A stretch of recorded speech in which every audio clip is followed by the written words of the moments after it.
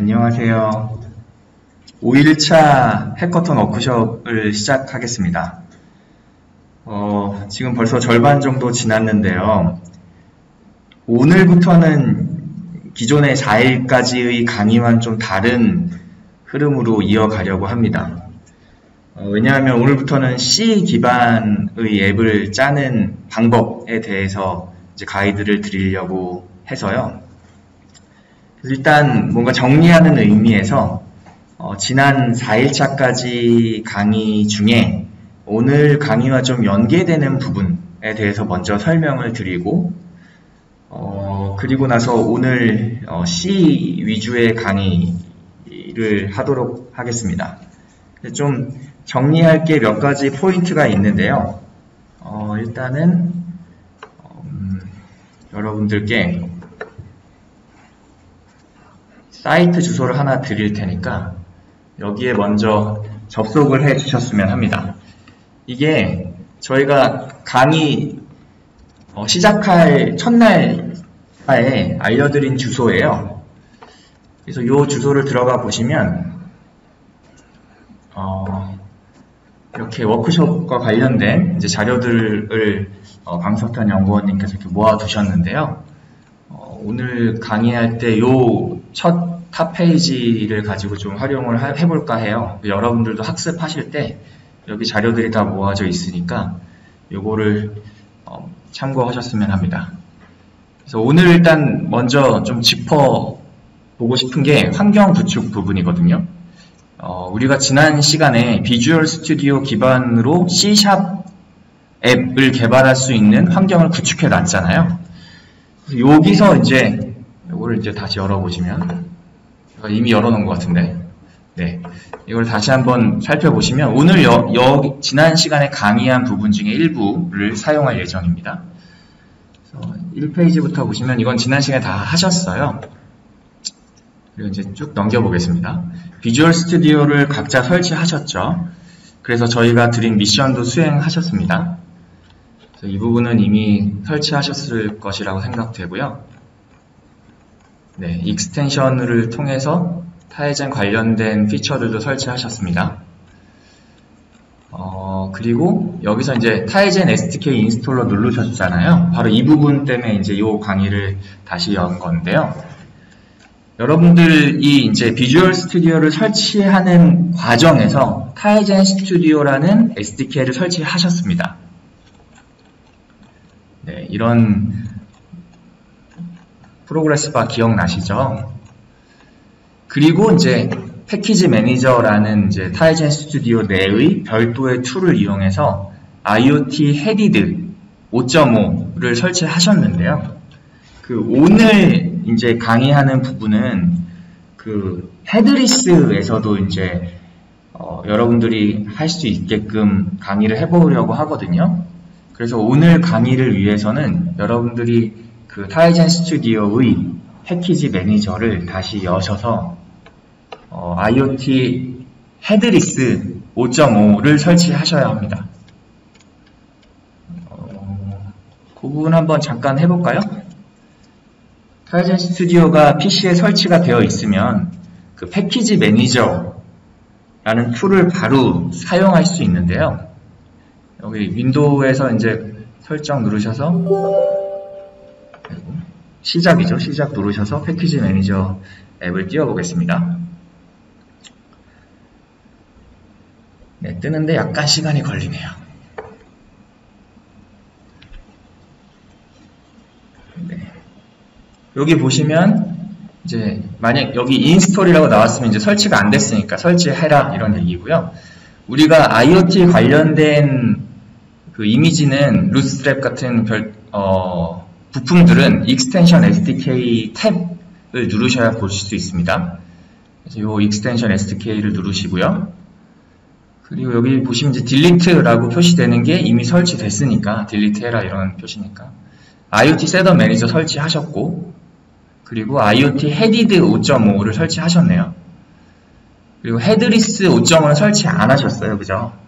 그래서 오늘은 이제 헤드리스 5.5를 설치하도록 하겠습니다. 이걸 설치해서 요 헤드리스에서 동작하는 앱을 개발하려고 하고요. 지금 설치하는 동안 지난번에 설명을 드리긴 했는데 이런 개념 자체가 좀 헷갈리실 것 같아서 제가 판서를 해보려고 새로운 앱을 설치했습니다. 헤드리스랑 헤디드는 타이젠에서만 쓰는 용어예요. 그래서 타이젠 IoT에서는 디바이스, 그러니까 제품을 바라볼 때 그 제품이 모니터가 있는지 없는지에 따라서 먼저 크게 구분 짓고 시작을 합니다. 그래서 예를 들면 우리 입장에서는 우리 라즈베리 파이 보드를 나눠드렸잖아요. 이게 라즈베리 파이 보드고요. 마우스를 하려니까 글자가 안 써지네요. 그리고 라즈베리 파이 보드만 가지고 만약에 상품화를 진행한다고 하면, 별도의 디스플레이 없이 상품화를 진행한다고 하면 뭔가 이 라즈베리 파이에 내가 만든 앱을 설치하고 그리고 테스트하고 이런 과정이 필요하잖아요. 근데 이제 그게 화면 없이 진행되는 경우가 있을 수 있고 화면 있이 진행되는 경우가 있잖아요. 그래서 우리는 라즈베리 파이만 단독으로 사용해서 제품을 한다. 그래서 이런 단독으로 이제 사용하는 경우에는 라즈베리 파이 위에 패키지를 설치하고 그 설치한 패키지가 잘 동작하는지 보기 위해서는, 봐야 되잖아요. 뭔가 보기 위해서는 결국 호스트 PC가 필요해요. 네. 호스트 PC가 필요하고 얘가 이제 라즈베리 파이랑 이렇게 연동이 돼서 호스트 PC에 있는 화면을 이용해서 라즈베리 파이의 상태, 그리고 라즈베리 파이에 설치된 패키지 앱 프로세스의 상태를 확인해야 합니다. 아니면 이 라즈베리 파이 위에 뭔가 앱을 올렸을 때 그 앱이 잘 동작하는지 확인할 수 있는 방법이 없습니다. 그래서 이제 화면이 없는 이런 환경을 헤드리스라고 우리는 불러요. 지난번에 아마 강의 시간에 언급을 해드렸을 것 같은데요. 오늘 헤드리스라는 용어를 많이 사용할 것 같아서 다시 한번 되짚어 드립니다. 그리고 이와는 반대로 이제 라즈베리 파이가 똑같이 있고 이 라즈베리 파이에 직접적으로 연결된 이제 디스플레이가 있다고 하면, 여기 이렇게 해서 이건 LCD 화면이에요. 네, 디스플레이가 있어요. 그러면은 적어도 이런 경우라면 패키지 뭔가 이 디스플레이에 보여지는 앱을 개발할 수 있고요. 그럼 그 앱의 상태를 앱을 보면은 바로 알 수 있잖아요. 물론 모든 걸 다 알 수는 없겠죠. 뭔가 로그를 확인해야 되면 결국 로그를 확인하기 위한 호스트 PC가 필요하겠네요. 똑같이. 그래서 경우에 따라서는 호스트 PC에서 로그도 확인하고 뭔가 디버깅 관련된 툴을 써가지고 앱 프로세스를 점검하고 할 텐데요. 그 외에 지금 앱이 정상적으로 뜨는지 혹은 기능을 확인하기 위해서 앱을 런치해서 여러 가지 기능을 시험해보고 하는 거는 요 라즈베리 파이랑 화면만 가지고도 할 수 있잖아요. 그래서 이런 환경에서는 앱을 실행하고 그리고 실행한 걸 확인하고 하는 과정을 모니터를 통해서 할 수 있으니 앱 개발 방법론도 좀 달라져서 이런 환경을 통칭하여 저희는 헤디드라고 부릅니다. 그러니까 헤드가 머리잖아요. 그러니까 머리가 화면이에요. 화면이 있는 경우, 그리고 머리가 없는 경우, 화면이 없는 경우, 이렇게 크게 두 가지로 나눠서 하고요. 그럼 이렇게 나누면 뭐가 다르냐? 그럼 사실은 화면만 있고 없고 다른 건 아니고요. 이 안에 이제 들어가는 부품들도 많이 달라지고 앱 개발하는 그 방법론도 많이 달라져요. 예를 들면 그럼 부품은 뭐가 달라지냐? 화면이 있으면 화면에 뭔가 표시하기 위해서 윈도우 프레임워크라든지 UI 프레임워크 같은 게 들어갑니다. 그 윈도우 프레임워크 여러분이 아시다시피 그 앱을 띄웠을 때 앱 하나의 윈도우를 차지하고 있고요. 그래서 앱들이 이제 여러 앱이 중첩돼서 뜰 텐데 그런 중첩돼서 뜨는 여러 앱들을 윈도우 매니저라는 별도의 매니저가 이제 관리를 해주고 그리고 UI 프레임워크 같은 경우에는 각각의 앱이 뭔가 각각의 컴포넌트를 그릴 텐데, 예를 들면 뭐 버튼도 있을 수 있고 탭바도 있을 수 있고, 그 여러 가지 요소들을 화면에 렌더링 그릴 때 도와주는 게 UI 프레임워크입니다. 그래서 헤디드 같은 경우에는 화면을 구성하기 위해서 필요로 하는 여러 가지 프레임워크들이 내재가 되어 있고요. 헤드리스 같은 경우에는 화면이 없기 때문에 그러한 프레임워크들을 굳이 갖고 있을 필요가 없습니다. 그래서 뺐습니다. 그래서 헤디드의 바이너리 이미지 사이즈는 몇십 메가 정도의 수준이고요. 헤드리스는 몇십 메가 정도의 수준이고, 헤디드 같은 경우에는 부가적인 여러 가지 그 프레임워크들이 들어갔고, 그 프레임워크에서 사용하는 리소스, 이미지 리소스들도 굉장히 많아요. 그래서 몇백 메가 수준으로 확 늘어납니다. 제가 마지막으로 확인했을 때가 300-400메가 정도였던 것 같고요. 저희가 여러 가지 새로운 기능을 많이 넣느라고 사이즈가 많이 커졌어요. 이미지 사이즈 자체가 이렇게 커졌고, 그게 이제 SD카드에 플러싱이 되면 더 많은 사이즈를 차지하게 되겠죠. 그래서 여태까지, 지난 시간까지는 여러분들께 자마린 폼즈 기반으로 앱을 짜는 걸 설명드렸어요. 자마린 폼즈 같은 경우에는 다 집에서 이제 모니터를 연결해서 그 앱이 뜨는 걸 확인하셨겠죠. 그럼 그게 어떤 거죠? 헤디드 이미지, 헤디드를 썼다는 말씀이고요. 그 오늘부터 강의하는 이제 C 위주의 강의에서는 헤드리스 쪽을 한번 다뤄보려고 해요. 근데 이제 헤드리스는 헤디드와 헤드리스의 이제 집합 관계를 보면, 헤디드가 이제 한 집합이라고 보면 헤드리스는 일종의 서브셋이라고 보시면 되거든요. 얘가 이제 우리는 오늘 여기를 다룰 거예요. 근데 여러분들이 갖고 있는 이미지는 헤디드 이미지예요. 이게 이제 헤디드. 그래서 여러분들이 헤디드 이미지를 갖고 있으시니까 헤디드 이미지에서도 헤드리스 관련된 피처들을 모두 사용할 수 있어요. 근데 이제 거꾸로 얘기하면 헤드리스 이미지를 만약에 여러분들이 설치하셨으면 헤디드 관련된 뭔가 앱을 실행할 수가 없는 거죠.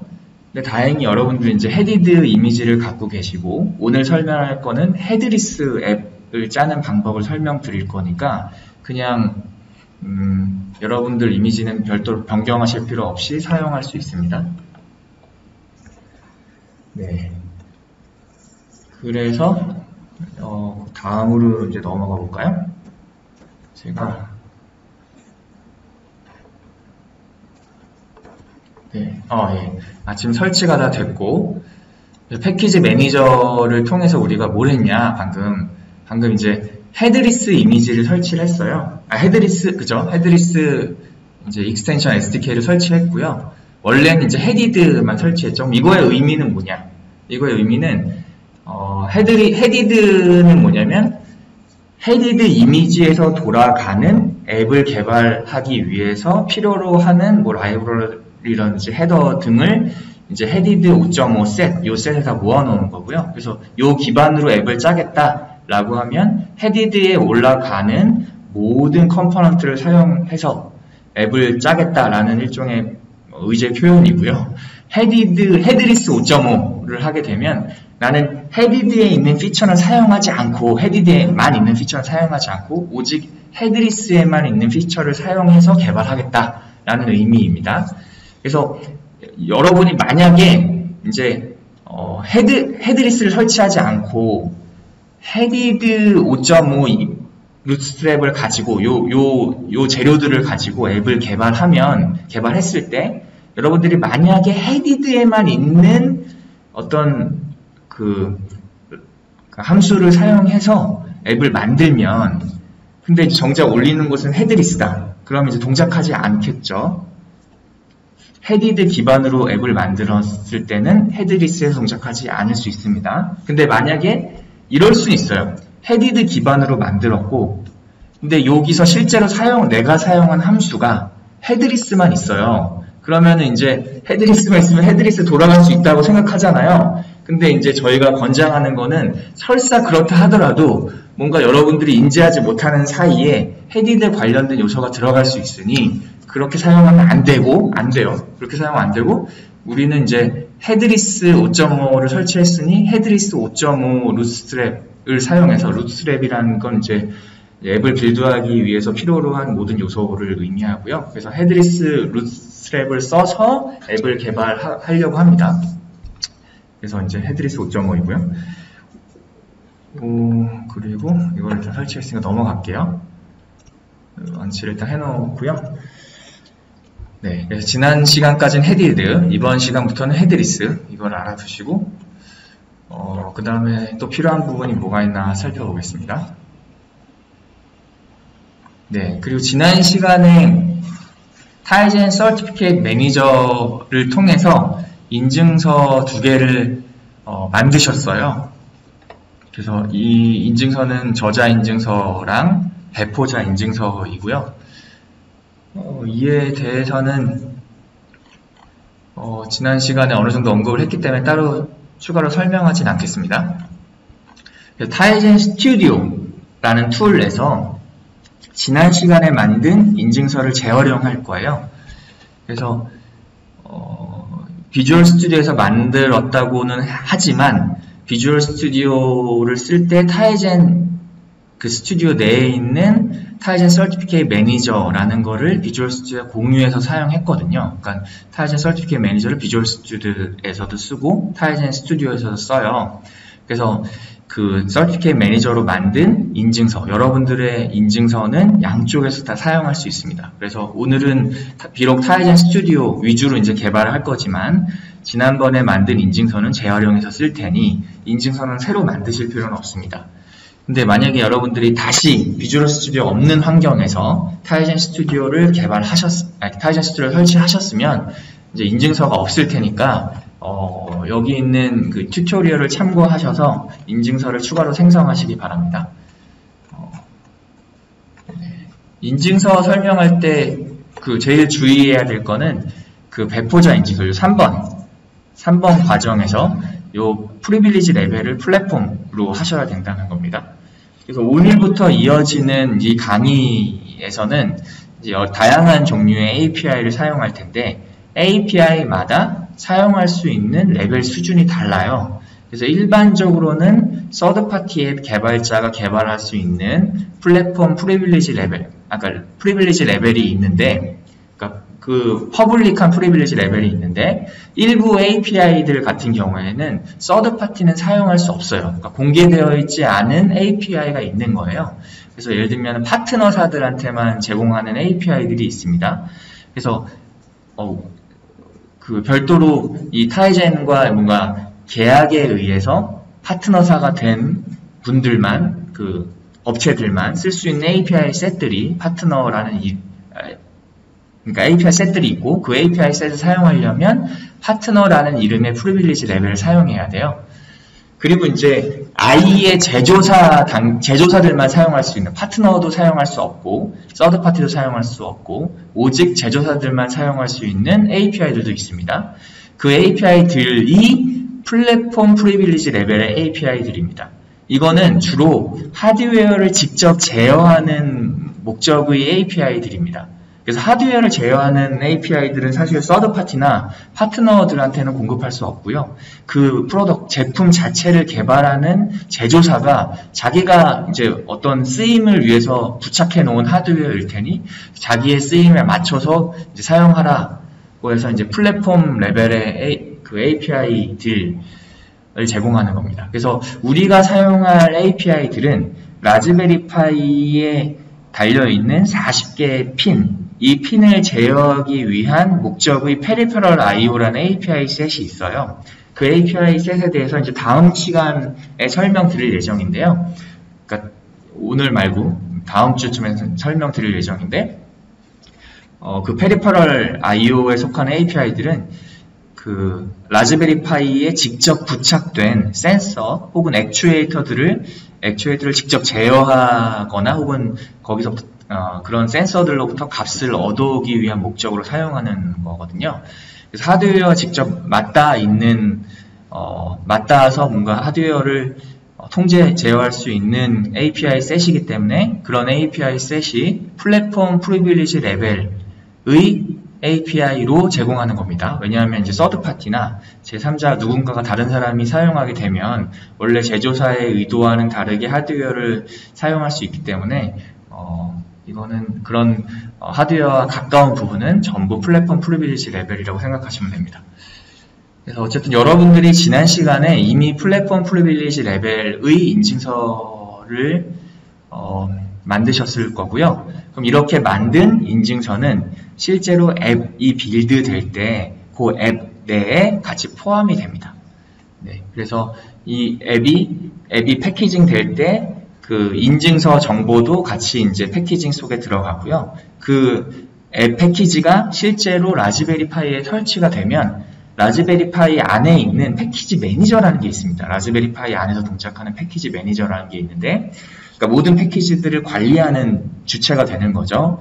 그 모듈에서 이제 패키징 된 걸 이제 까보면서 그 인증 레벨을 확인하게 됩니다.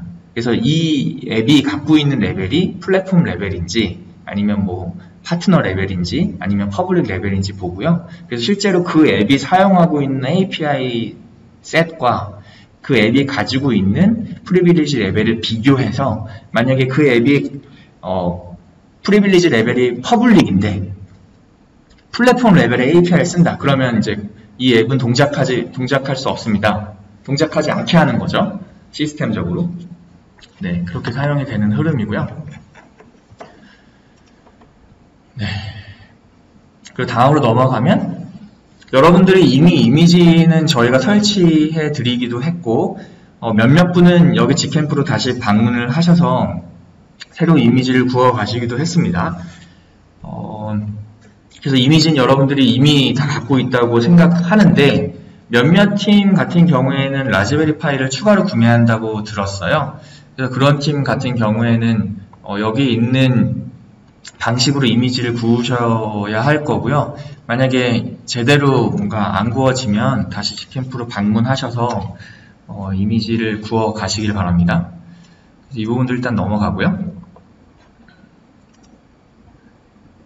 그리고 이제 지난 시간에 그 설명드린 내용 중에 그 와이파이 설정하는 방식 기억나시나요? 지난번에는 이제 쉬운 방법 위주로 설명을 드렸는데 오늘 헤드리스 위주로 이제 강의를 해보려고 하기 때문에 오늘은 어쩔 수 없이 좀 어려운 방법으로 와이파이를 설정하는 법에 대해서도 강의를 하려고 하고요. 여러분들 같은 경우에는 이미 헤디드 이미지를 사용하고 있고 그 헤디드 이미지에 있는 세팅 앱에서 와이파이를 이미 설정하셨을 겁니다. 그래서 이미 설정된 분들 같은 경우에는 굳이 지금 이 절차를 따라 하실 필요 없습니다. 근데 이제 만약에 제품을 개발하실 때 혹은 이제 그 제품이 화면이 없는 제품도 있을 수 있고 그리고 비록 헤디드 그러니까 화면이 있는 걸로 지금 여러분들이 테스트하고 있지만 헤드리스도 어떻게 하는지 확인하고 싶으신 분들만 좀 여기 이 부분을 좀 유의해서 따라 하시면 될 것 같고요. 지금 제가 이제 언급할 게 와이파이 설정을 하기 위해서 시리얼 통신이라는 것에 대해서 이제 언급할 거예요. 시리얼 통신은 이걸로 누르면 될까요? 네. 시리얼 통신은 그 라즈베리 파이와 호스트 PC를 연결하기 위한 여러 가지 방법들 중에 하나입니다. 네. 색깔을 달리 해볼까요? 여기 라즈베리 파이가 있고요.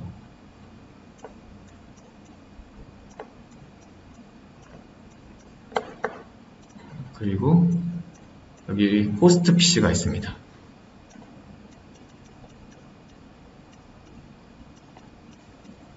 그러면은 라즈베리 파이와 호스트를 이제 우리가 그동안은 어떻게 썼냐? 지난 시간까지는 여기 별도의 AP가 있었어요. 그리고 라즈베리 파이를 설정 앱을 이용해서 이 AP에 붙였습니다. 그리고 호스트 PC도 같은 AP에 붙였습니다. 이건 기억나시죠? 이렇단 얘기는 라즈베리 파이가 부팅한 이후에 어느 시점인가 와이파이를 쓸 수 있는 모듈들을 이제 런칭을 할 거예요. 그리고 그런 모듈들이 런칭이 된 이후에야 와이파이 모듈을 쓸 수 있으니까, 와이파이 하드웨어를 쓸 수 있으니까 그 이후에야 비로소 요 AP와 붙을 수 있습니다. 근데 우리가 경우에 따라서는 와이파이 모듈이 살아나기 전에 뭔가 로그를 확인해야 될 때도 있어요.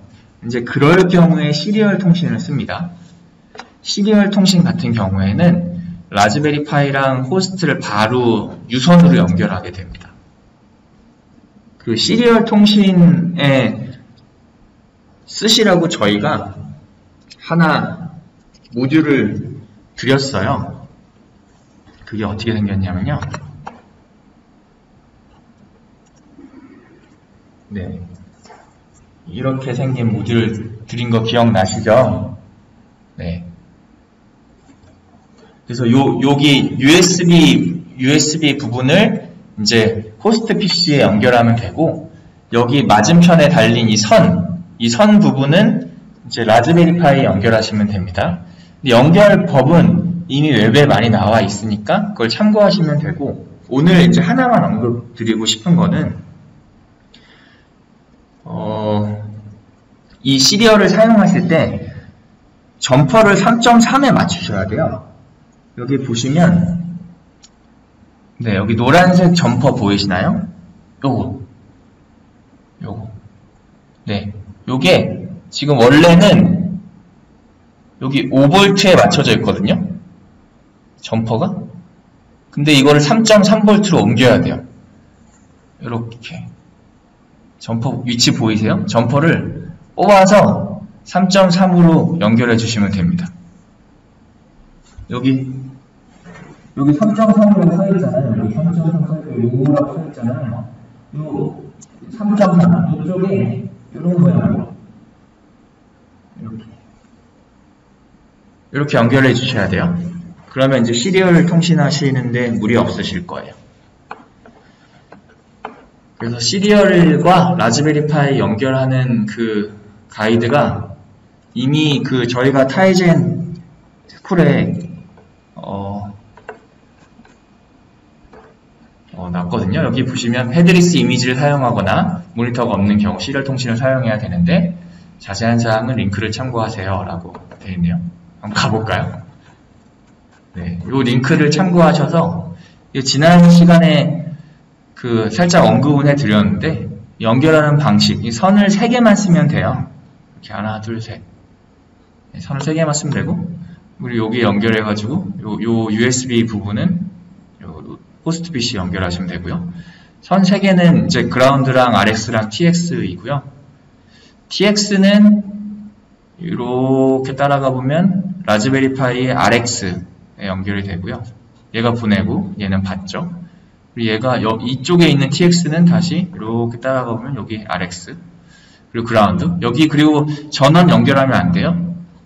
전원은 이미 호스트 PC로부터 공급을 받고 있기 때문에 이 라즈베리 파이 쪽으로도 또 공급을 받게 되면 제대로 동작하지 않습니다. 그래서 전원은 한쪽에서만 공급해 주는 걸로 하고, 그러다 보니까 이제 선 3개만 쓰면 되죠. 여기 2개는 비워두는 거예요. 이거 쓰시면 안 돼요. 네, 그것만 주의하시고, 여기 점퍼 3.3V로 맞춰야 된다. 그것만 기억하시면 됩니다. 넘어가고요. 그래서 이제 시리얼 통신에 대해서 이제 그 가이드를 보시고, 일단은 하드웨어 그리고 라즈베리 파이와 호스트 PC를 연결하셨다고 가정하고 설명드리겠습니다. 그렇게 하시면 제가 빼먹겠네요.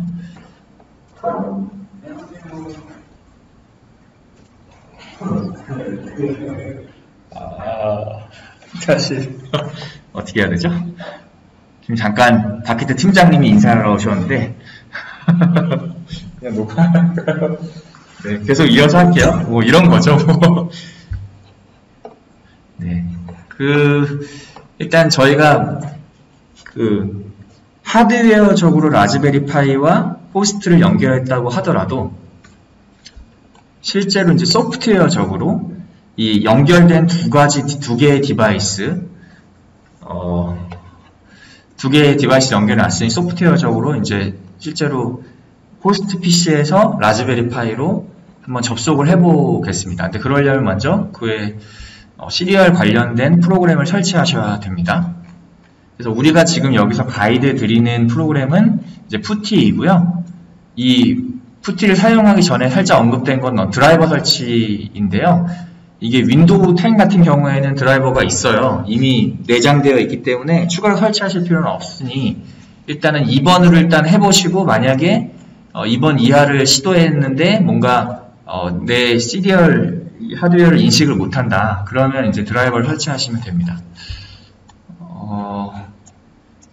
그래서 일단은 여기는 일단 1번은 시리얼 포트 드라이버 설치하기. 그리고 설치한 다음에 이제 푸티라는 이제 시리얼 통신을 위한 프로그램을 설치하시고요. 이것도 링크 따라해서 그냥 프로그램 설치하면 되는데 이거 어렵지 않습니다. 그냥 넥스트만 누르면 되고요. 그리고 이제 하드웨어적으로 이제 연결하는 방법은 방금 설명드렸고 여기까지 하신 다음에 이제 시리얼 통신을 하기 전에 먼저 제대로 이제 드라이버를 그러니까 내가 사용할 이 모듈을 제대로 인식했는지 장치 관리자에 들어가셔서요. 장치 관리자에 들어가셔서 포트 누르시면 여기 아마 제대로 인식을 못했으면 뭐 느낌표인지 물음표인지 나올 거예요. 근데 여기 같은 경우에는 제대로 인식한 거고요. 그럼 요거를 눌러보시면 이렇게 세부 메뉴가 나올 테고 여기 COM8이라고 되어 있잖아요. 이게 요 8, 요게 중요한 겁니다. 그래서 요 숫자를 기억하셔야 돼요. 네, 그래서 드라이버를 설치하지 않고 요 단계까지 이르신 분들은 따로 이제 드라이버 신경 쓰실 필요가 없는 거고 요런 게 안 나온다. 나는 여기 물음표나 느낌표 있다. 그러면은 이제 드라이버부터 설치하시면 됩니다. 그럼 드라이버 설치하시면 요 화면 보실 수 있고 요 컴까지는 다 동일한데 요 뒤에 숫자가 모두가 달라요. 각자 컴퓨터 환경에 따라 다르기 때문에 자기 걸 확인하셔야 됩니다. 그래서 요걸 확인하시고 여기에 있는 걸 이제 푸티 앱 방금 설치한 푸티 앱을 실행하신 다음에 여기 이제 시리얼 라인에 똑같이 COM8이라고 적어 주셔야 됩니다. 그 스피드는 115200 115,200이고요. 그래서 요거를 이렇게 기입하신 다음에 이제 오픈하면 이제 이런 식으로 푸티 앱에서 라즈베리 파이의 로그를 확인할 수 있습니다. 네, 간단합니다. 어렵진 않습니다.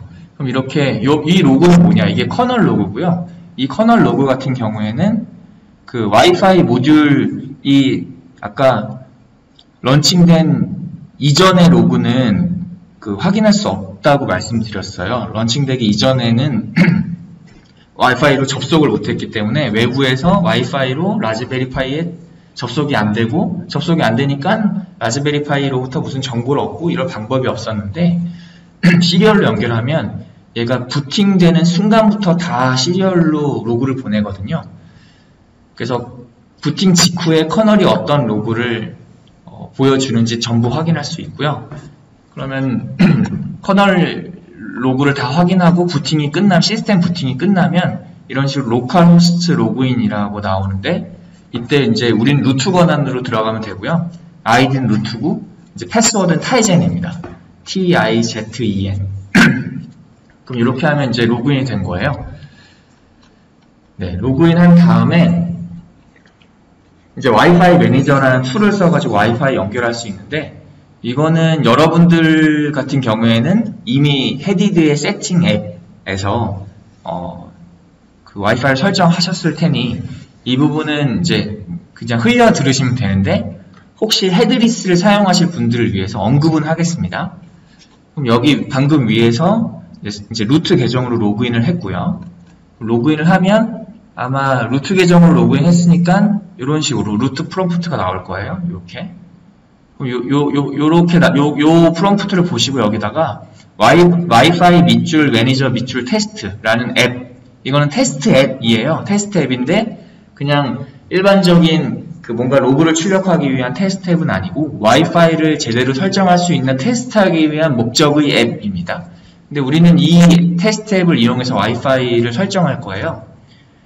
다시 한번 말하지만 세팅앱, 우린 헤디드 이미지를 가지고 하는 거기 때문에 헤디드 이미지는 모니터만 연결하면 세팅앱을 쓸 수 있고 세팅앱에서 와이파이를 설정할 수 있으니 지금 모니터 환경을 갖추신 분들은 따라할 필요는 없습니다.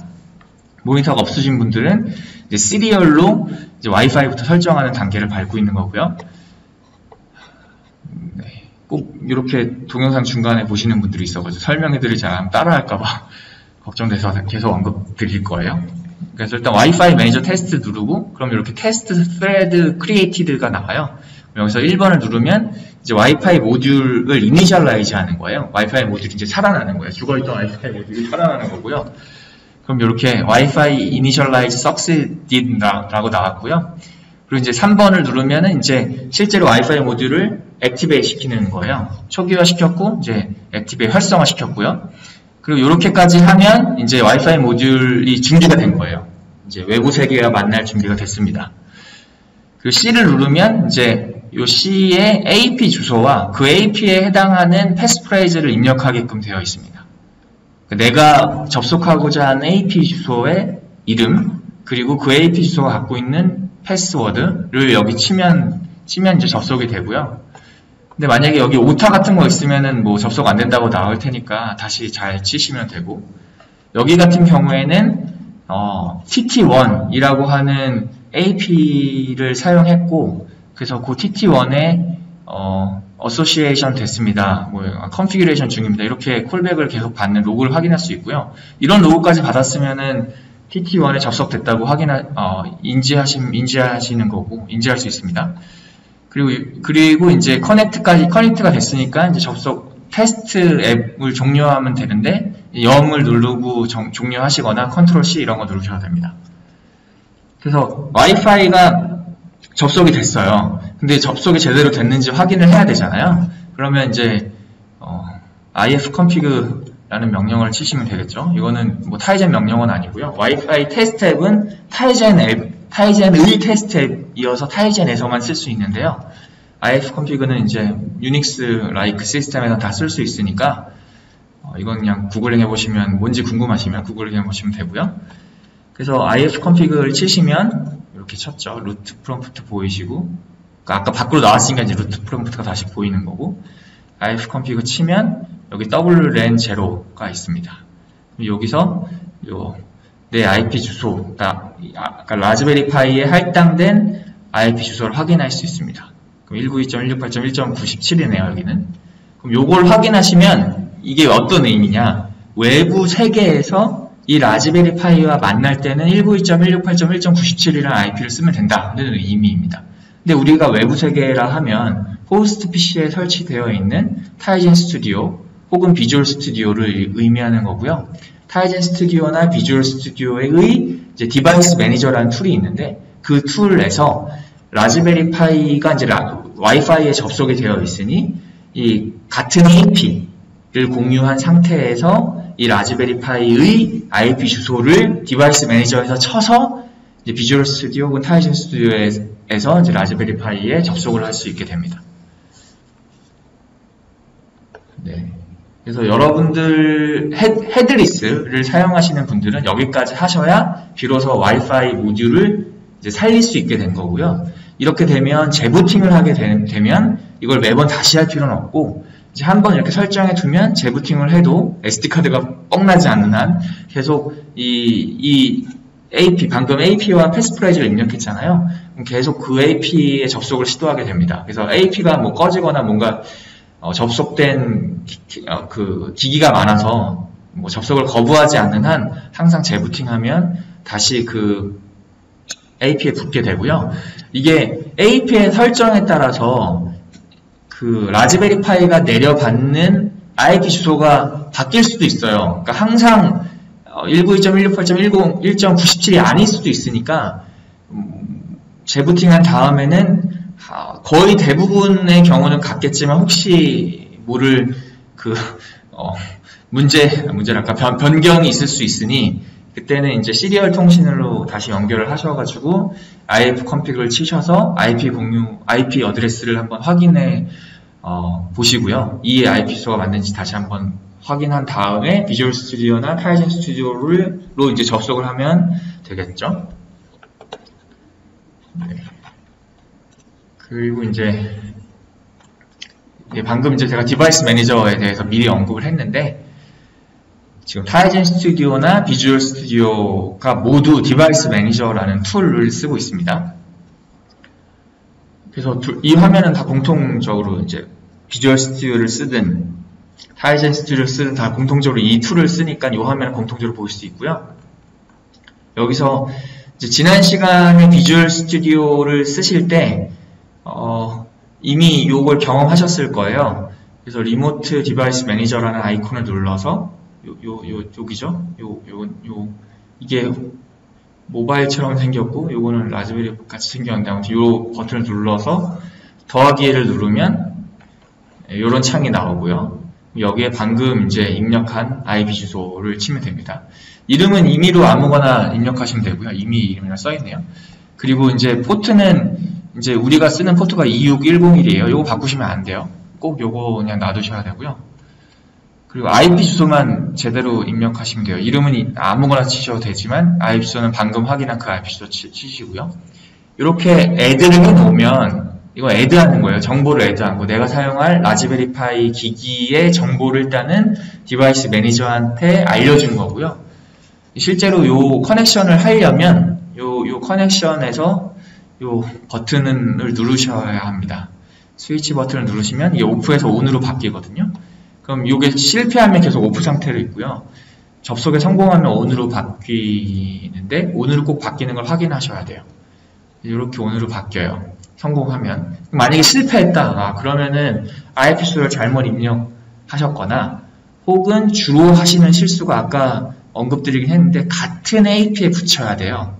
라즈베리 파이와 호스트 PC를 같은 AP에 붙여야 되는데, 서로 다른 AP에 붙이면 AP가 뭐 주소를 공유하지 않는 한 찾을 수가 없어요. 그래서 꼭 같은 AP에 붙이셔야 되고요. 같은 AP에 붙였고 IP 주소도 정확히 입력했는데 안 된다. 그러면 이제 라즈베리 파이를 재부팅해 보시고, 뭐 디바이스 매니저도 껐다 다시 켜보시고, 호스트 PC 재부팅해 보시고 하시면 되더라고요. 그렇게 해보시고요. 그리고 이렇게까지 했으면 이제 여기서는 이제 비주얼 스튜디오인데, 비주얼 스튜디오도, 그러니까 요 화면은 비주얼 스튜디오인데, 비주얼 스튜디오에서도, 그 타이젠 스튜디오에서도 이런 식으로 상단에 그 툴바에 라즈베리 파이와 연결됐다는 사실을 알려줍니다. 확인이 가능해요. 그러니까 디바이스 매니저라는 툴을 써가지고 접속을 해 놓으면, 비주얼 스튜디오나 타이젠 스튜디오에서는 접속한 내용을 여기 이렇게 보여줍니다. 그러니까 서로 다른 툴이죠. 서로 다른 프로세스죠. 근데 어쨌든, 여기서 접속을 해놓으면 여기서 알려주고요. 그럼 여러분들 같은 경우에는 오늘은 타이젠 스튜디오라는 툴을 쓸 테니까 타이젠 스튜디오에서 이제 위에 접속된 사실을 확인하셔야 되고요. 그 다음부터는 이제 Creating and Deploying a Project니까 이건 이제 비주얼 스튜디오에 대한 부분이에요. 그래서 오늘 강의에서는 사실은 요 두 개, 오버뷰랑 Creating Tigen C# UI 앱, 요건 이제 오늘은 이제 언급할 필요 없어 넘어갈 거고요. 이제 3번 부분을 잠깐 볼 텐데, 오늘 부분이 3번이거든요.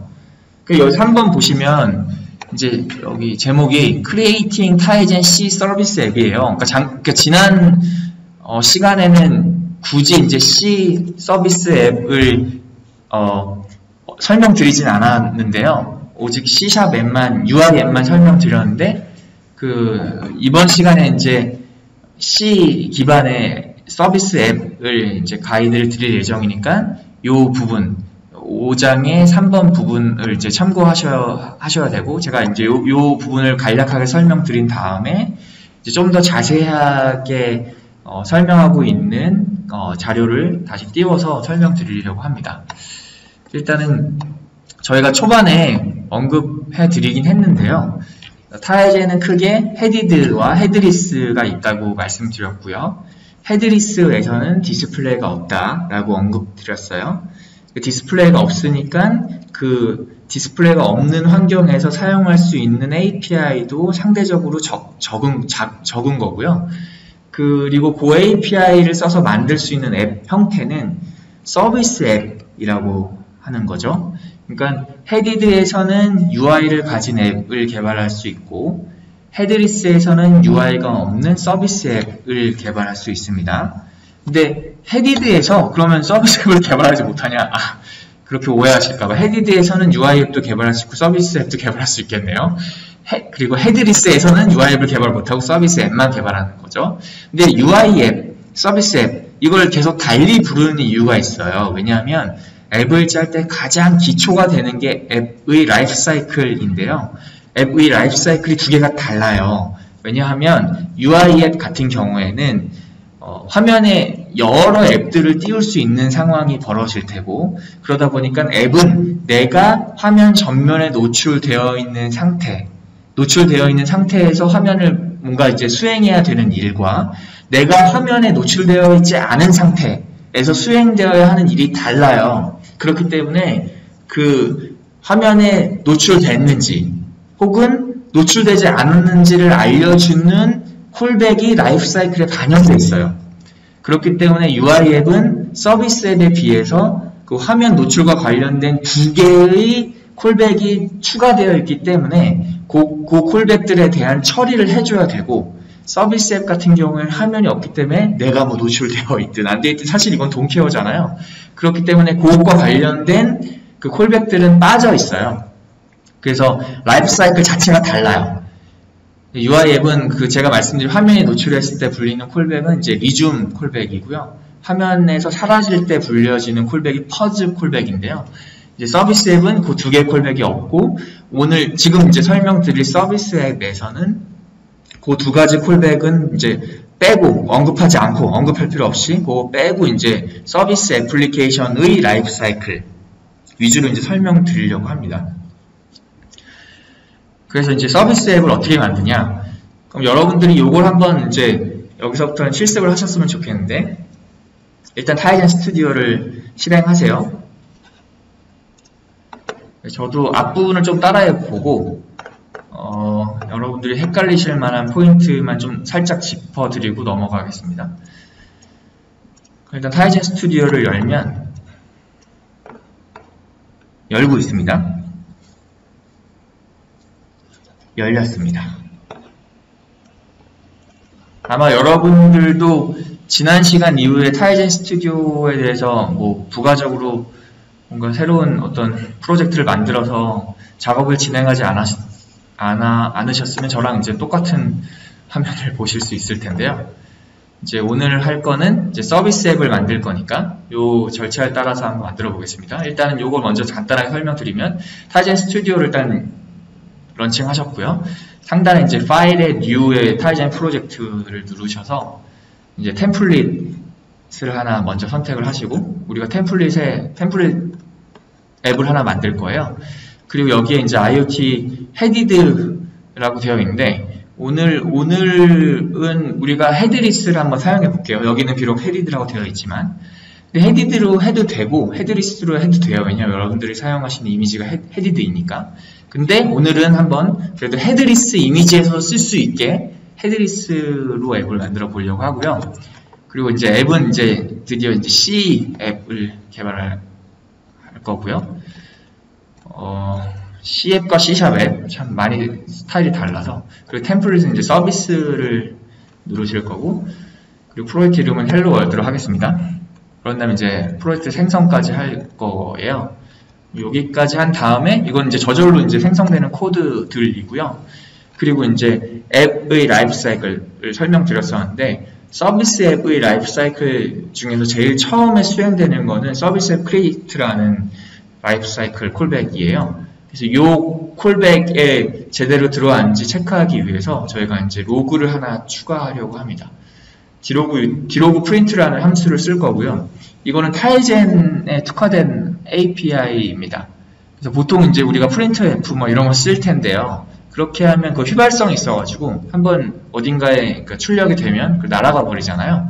근데 여기 디로그 같은 경우에는 이제 시스템의 상태를 계속 점검을 해야 되는데, 이게 휘발성으로 로그가 날아가 버리면 뭔가 단서를 얻기가 힘드니 이걸 별도의 파일을 만들어서 거기에 계속 기록을 해둡니다. 그래서 디로그 프린트라는 API를 쓰면 별도의 파일에서 그걸 계속 기록을 해두고, 우리가 원하면 그 파일로부터 뭔가 추출해가지고 이전에 벌어졌던, 지금 그러니까 이전에 프린트F로 했으면 날아가 버렸을 그런 로그들을 그 파일에 추출해가지고 뭔가 문제 상황에 대응을 할 수 있습니다.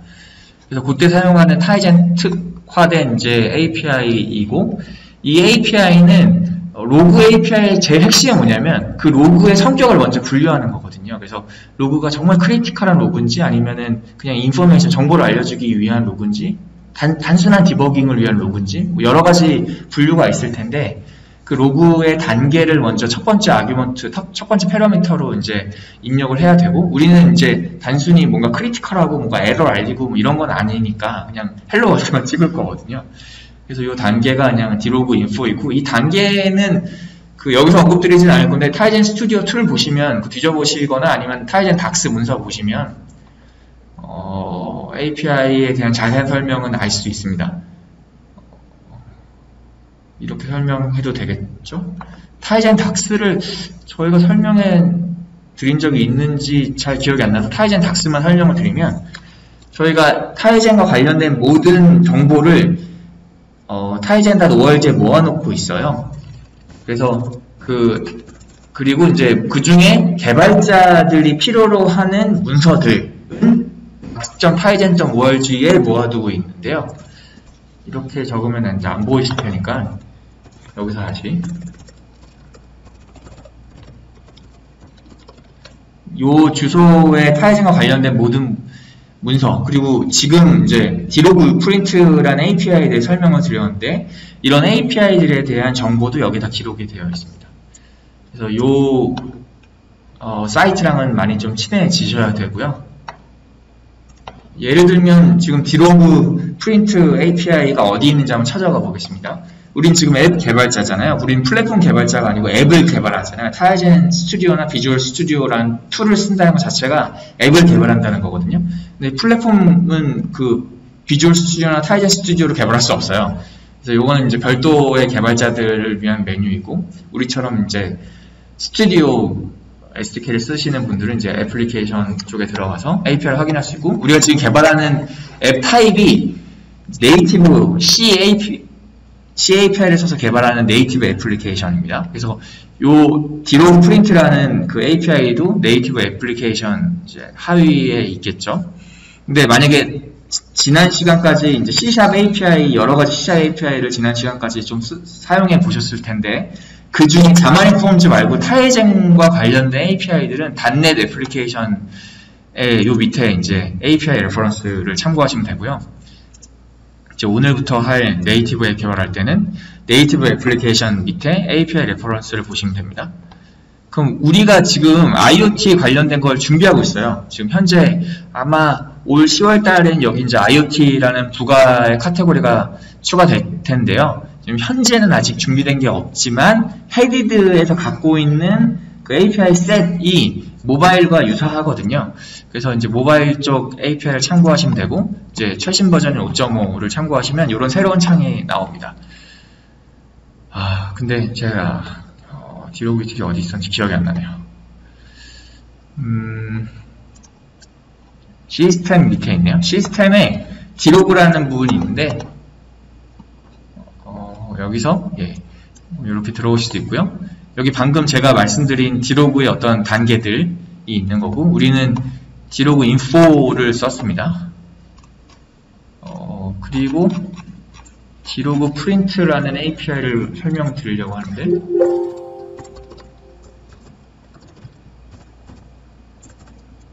네, 이런 것처럼 이제 API에 대한 설명도 확인할 수 있어요. 그러니까 이 가이드 문서를 보시면 여러 가지 궁금한 것들을 많이 해소할 수 있으니까, 특히 함수에 대한 부분, 이 가이드를 참고하셨으면 하고요. 그래서 어쨌든 디로그 프린트를 해서 헬로 월드를 출력하는 예제입니다. 그래서 여러분들은 이 서비스 앱 create라는 이 함수 안에다가 이걸 넣으시면 되고요. 그래서 자기 접속된 걸 다시 한번 확인하신 다음에 접속이 끊겨요. 이게 라즈베리 파이에서 라즈베리 파이 오동작에 의해서 끊기는 것이라기보다는 API 자꾸 끊는 경우가 있더라고요. 특히 공공 장소에서 여러 사람이 많이 사용하는 API를 쓰시면 AP가 뭔가 응답이 없거나 조용하면 그냥 끊어버리더라고요. 그래서 이걸 하기 전에, 그러니까 빌드하기 전에 이거 먼저 확인하시고요. 그 다음에 여기서 오른 클릭 누르셔가지고 런 에즈 눌러서 타이젠 네이티브 애플리케이션. 그래서 이제 실행 결과 이렇게 할 건데, 여기 타이젠 애플리케이션이 successful launched라고 하면 이제 실행이 성공한 거예요. 그리고 이제 로그를 확인하려면 다시 이제 디바이스 매니저에 가서, 그 디바이스 매니저가 요 툴 하면 기억나시죠? 그러니까 타이젠 스튜디오라는 툴에서 지금 빌드를 했고요. 그다음에 디바이스 매니저에서 이제 로그를 확인할 거고, 이렇게 접속된 거 다시 확인할 수 있겠죠. 요 하단에, 로그는 하단에 나와요. 그래서 여기 192.168. 요 라즈베리 파이와 접속되어 있고, 요 라즈베리 파이에서 배출하는 그 로그들을 여기 확인할 수 있는데, 이게 안 나올 수도 있어요. 이게 저희가 버그 하나 확인했어요, 최근에. 그래서 여기 안 나오는 경우도 있는데, 그러면은 이제 어떻게 하는지 알려드릴게요. 디로그 유틸이라는 걸 써야 되거든요. 네. 근데 일단은 지금 여기서는, 여기 나온 경우에는 이렇게 헬로 월드 이렇게 출력이 됐습니다. 여기 태그를 하시면, 태그를 하시면 내가 이제 만든 로그만 출력될 수 있게끔 할 수 있는데, 내가 여기서 선택한 태그는 헬로 월드라는 소문자 태그이고요. 이 소문자 태그에서 배출한 로그는 딱 하나, 헬로 월드, 대문자 헬로 H, 대문자 W를 쓴 헬로 월드 로그 한 줄이네요. 네, 그래서 요거를 저희가 아까 여기 로그 태그가 있는데, 요 로그 태그가 사실은 그냥 definition 한 거고요. 요 로그 태그가 이렇게 되겠죠? 일부러 안 가고 여기서 설명하겠습니다. define에 로그 태그가 hello world 이렇게 아마 사전에 선언이 되어 있을 거예요. 그래서 이 hello world에 태깅 되는 거죠. 그러니까 내 로그는 요 소문자 hello world로 태깅해 주세요 라고 한 다음에 태깅이 돼요, 로그에. 근데 마지막에 이제 볼 때, 필터링 할 때 이 태그 위주로 필터링을 할 수 있습니다. 그러니까 여기 태그의 목적은 필터링이에요, 그냥. 워낙 로그가 많으니까 내가 딱 원하는 로그만 볼게요. 아마 이거 지난 시간에 설명하셨던 것 같은데 다시 데프레에 설명드립니다. 그래서 요거를 일단은 앞부분만 좀 따라해 볼게요. 타이젠 스튜디오 열었잖아요. 앞부분만 따라하는 이유는 제가 지금 라즈베리 파이를 별도로 연결하지 않아서 앞부분만 일단은 간단하게 따라해 보겠습니다. 그럼 템플릿을 여셨고요. 여기서 이제 커스텀에서 아까 IoT 헤드리스로 설치해 달라고 말씀드렸어요. 여러분도 그러니까 비록 헤디드 이미지 쓰고 있으셔도 헤드리스로 일단 실습을 한번 진행해 보겠습니다. 헤드리스로 해주세요. 넥스트 누르고, 여기서 이제 우린 C로 개발한다고 말씀드렸죠. 넥스트. 여기 서비스 앱이었습니다. 넥스트. 그리고 우리 헬로 월드 아까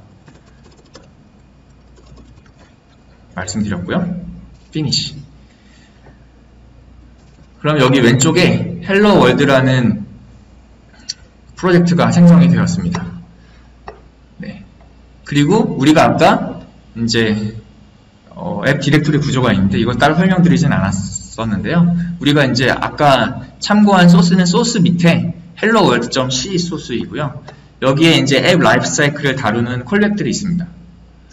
네, 그래서 우리가 그 서비스에서 다루는 콜백들은 세 가지고요. 앱이 처음에 런칭됐을 때, 그리고 앱이 종료될 때, 그리고 중간중간에 외부에서 이벤트를 받을 때, 이 세 가지 콜백 함수들을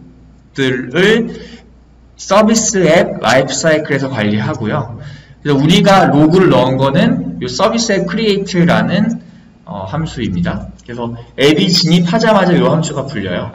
이 함수에 여러분들이 디로그 프린트 한 거 있잖아요. 여기서 요거 이렇게 긁으셔가지고 여기다가 이렇게 붙이시고, 로고 태그가 없었잖아요. 로고 태그를 이렇게 긁어다가 여기다 넣을까요? 여기다 넣거나 옆에서 힌트를 주셨어요. 헤더 파일이 있다고 하시네요. 여기 볼게요, 한번. 여기 있네요. 네. 여기 define 되어 있습니다. 네, 요 상태에서 이제 런치에서 빌드 하시면 됩니다. 저는 아직 지금 커넥트가 안 돼 있어서 네, 이렇게만 설명드리면 될 것 같고, 그리고 지금 이제 걱정되는 게, 아까 언급드린 것 중에 걱정되는 게 이거를 디로그가 여기 안 보이는 상황이 있을까가 지금 걱정이 되는데요. 요 상황. 요게 안 보이시는 경우가 어떤 경우냐면, 네, 사용하다 보면 안 보일 때가 있더라고요. 그래서, 이거를, 지금 제가, 잠깐 요걸 다시 연결하고 올 테니까, 잠시만 기다려주십시오. 제가 이걸 중지하고 가는 게 낫겠네요. 네. 네, 제가 잠깐 멈춰놓고, 이제, 환경 설정을 해봤는데요. 지금 여기 이제 타이젠 스튜디오를 위에 보시면, 라즈베리 파이 3라고 기록된 거 보이시죠? 그러니까 지금 이 타이젠 스튜디오 툴은 라즈베리 파이에 접속이 된 상황이고요. 제가, 한 건 따로 없고, 아까 강의 중에 설명드렸던 대로, 이제 디바이스 매니저라는 툴을 사용해서 라즈베리 파이와 접속을 해 두었습니다. 여기. 그래서 온 되어 있는 상황이고요. 지금 라즈베리 파이로부터 들어오는 이제 로그들이 여기 이렇게 표시가 되어 있어요. 예, 제가 이 로그가 이제 특정 버그 때문에 안 보일까봐 지금 이렇게 시연을 하고 있는데, 다행히 지금 상황에서는 로그가 잘 나오고요.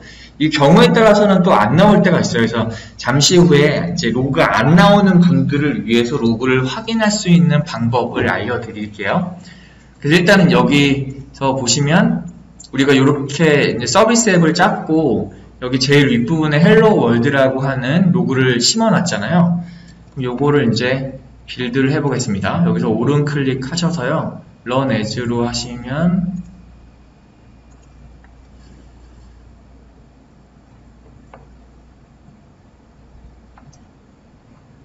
빌드가 이제 피니시 됐고요. 이상한 팝업이 떴는데,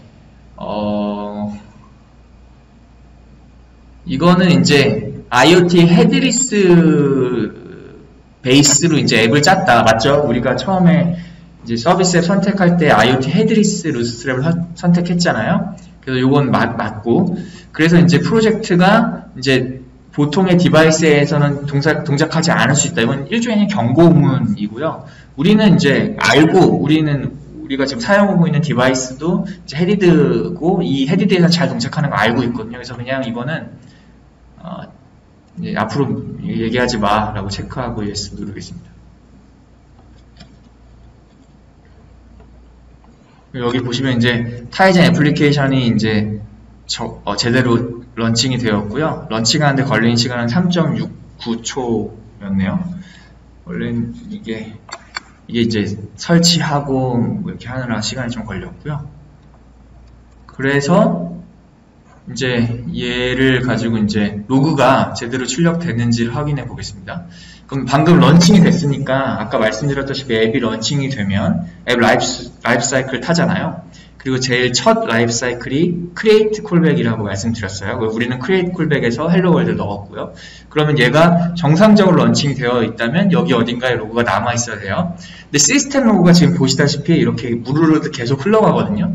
여기서 이렇게 찾아봐야 돼요, hello world를. 근데 찾기가 힘드니까 이제 태그라는 걸 썼고요. 그럼 태그가 일단은 all selection에서 풀고요. 우리는 hello world니까 hello world를 찾아보겠습니다. 보셨나요? 여기 있다. 요것만 이제 필터링 해서 오케이 하면 이렇게 나옵니다. 네, 일단은 이게 가장 쉬운 방식으로 로그를 확인하는 거고요. 만약에 이게 안 되면 여러분의 어떤 상황에 따라서 안 될 수도 있잖아요. 안 되면 이제 그 안 된 이유는 이 디바이스 매니저의 버그 때문에 안 되는 거거든요. 요거 때문에 안 되는 거예요. 그래서 다른 상황에서는 이제 체크할 수 있어요. 그래서 그 다른 상황에서 체크하는 방식을 알려드릴게요. 우리가 지금 그 디바이스가 접속이 되면 이 부분까지는 다 확인할 수 있고요. 로그가 안 나온다는 거는 접속은 됐지만 여기 로그가 흘러가지 않는다는 걸 의미하거든요. 그래서 일단 접속이 된 상황이기 때문에 요 와이파이로 접속이 된 상황이기 때문에 와이파이로 다시 직접 라즈베리 파이로 들어가서 그 라즈베리 파이에서 이제 타이젠이 제공하는 로그를 보는 앱을 실행해서 헬로 월드 로그를 확인하는 것도 해보려고 해요. 그러려면 우리가 SDB라는 또 다른 툴을 써야 되는데, SDB라는 툴은 커맨드 라인 기반의 툴이거든요. 그래서 cmd로 명령 프롬프트를 먼저 여셔야 돼요. 그럼 여기서 저희가 타이젠 스튜디오를 설치할 때 함께 설치된 SDB라는 툴을 써서 라즈베리 파이에 접속할 거예요. 네. 그럼 일단은 SDB, 이름은 SDB예요. 그럼 이걸 이제 치시면 우리가 저 SDB 명령 파일이 지금 여기 이 디렉토리에 없으니까 아마, 그리고 우리가 미리 환경 설정을 안 해놔서 아마 이걸 치면은 이제 찾을 수 없다고 나오는데, 그럼 이제 일단 가장 빨리 할 수 있게 타이젠 스튜디오 설치된 폴더를 갈게요. 그래서 여기에 보시면 Tools라고 있습니다. 지금 타이젠 스튜디오를 그냥 번호를 여러분들이 바꾸지 않으셨으면 타이젠 -SDK 밑에 타이젠 -SDK에 이제 타이젠 스튜디오가 설치되어 있을 거고요. 저랑 경로가 같을 거예요. 여기서 보시면 이제 SDB가 있거든요. 그래서 타이젠 SDK의 Tools 밑에 오시면 SDB가 있다. SDB 누르면 이제 명령어 관련된 헬프가 나오고요. 우리가 여기서 할 거는 지금 SDB를 이용해서, SDB가 이제 와이파이 기반이에요. SDB 밑에 기저에는 와이파이를 쓰는 거예요. 그래서 와이파이가 연결되어 있지 않으면 지금 이 SDB를 제대로 수행할 수 없어요. 그래서 일단은 와이파이가 연결되어 있는지 다시 한번 확인하시고요. 우리는 여기 타이젠 스튜디오 툴에서 연결된 거 확인했어요. 연결된 상황에서 쓰셔야 돼요. 그래서 여기서 SDB를 루트 ON을 해볼까요? 이러면 이제 내가 SDB로 라즈베리 파이에 들어갈 때 루트 권한으로 들어가겠다라는 걸 이제 선언한 거예요. 그래서 루트 권한을 향후에 들어갈 때 그럼 어떻게 들어가냐? SDB 쉘 하시면은 이제 라즈베리 파이로 이제 진입을 한 겁니다.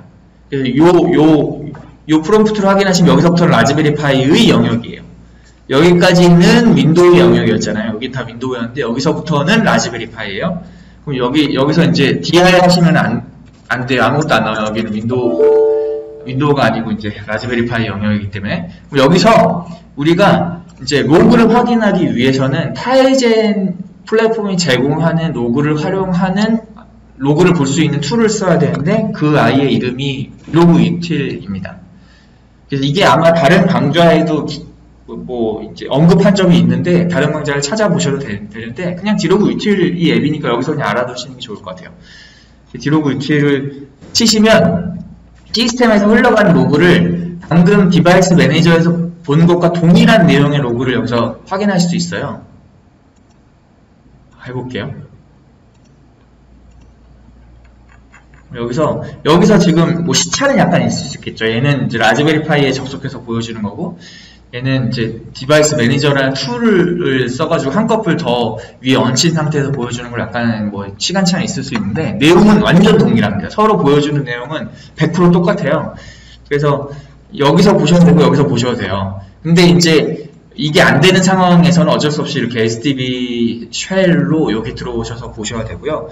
여기도 필터링을 해야 되잖아요. 필터링을 하는 방법은 이제 리눅스에서는 이제 다양한 방법으로 필터링을 할 수 있는데, 그러니까 예를 들면은 리눅스에서는 이렇게 파이프를 써가지고 그래프로 헬로 월드를 하셔도 되고요. 근데 이제 이것보다는 저희가 이제 권장해 드리는 건 디로그 유틸 자체가 그 필터링을 할 수 있어요.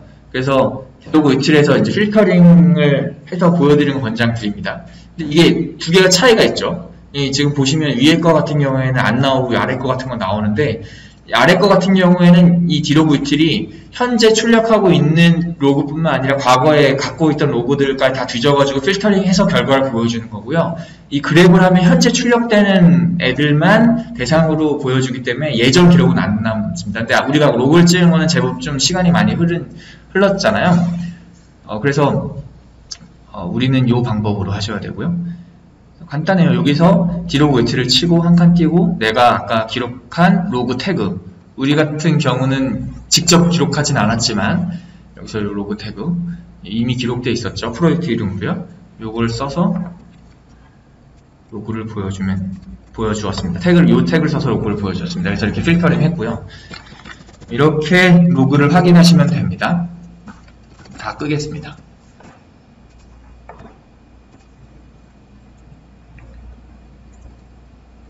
그래서 여기까지 진행했고요. 그 다음에 혹시 볼 게 있을까요?